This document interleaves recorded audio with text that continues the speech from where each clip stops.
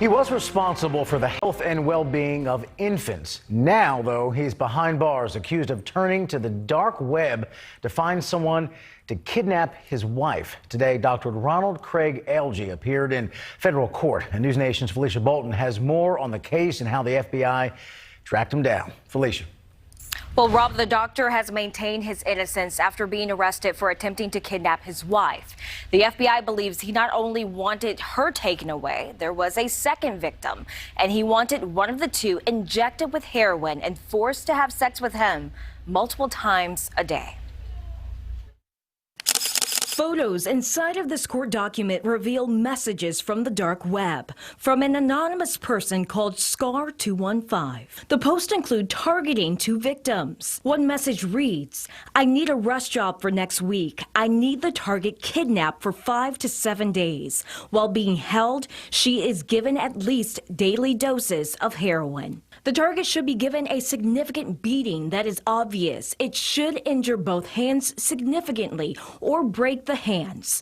I tried to attach a pic, but it wouldn't load. Also, the team should plant heroin and use needles with her DNA inside.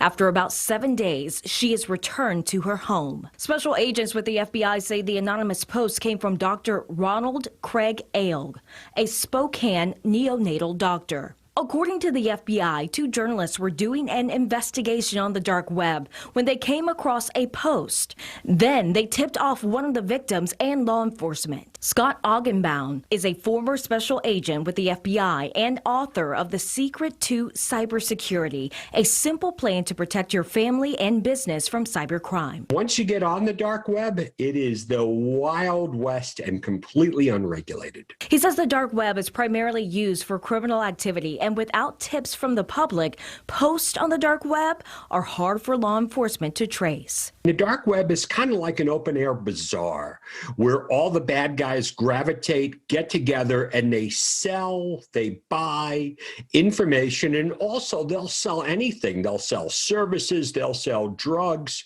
and it's a closed community. So the only way you can get in there is if you know someone who will vouch for you. The FBI says Alge used Coinbase.com to transfer approximately $56,308.12 into escrow to pay for the assault of victim 1 and for the plan to kidnap, assault, extort, and drug victim 2. One post reads he would also offer multiple bonuses, including one of up to $10,000 if his kidnappers could get one of the victims to return to your husband by asking to move back home and sleep with him at least 3 times within the 2-week time frame. When it comes to money is really easy to trace. That's why the bad guys make you pay the ransom in bitcoins, because bitcoins are untraceable wallets that are making a mainstream appearance today. In text messages, the doctor denied the allegations. Quote, "I absolutely did not hire anyone.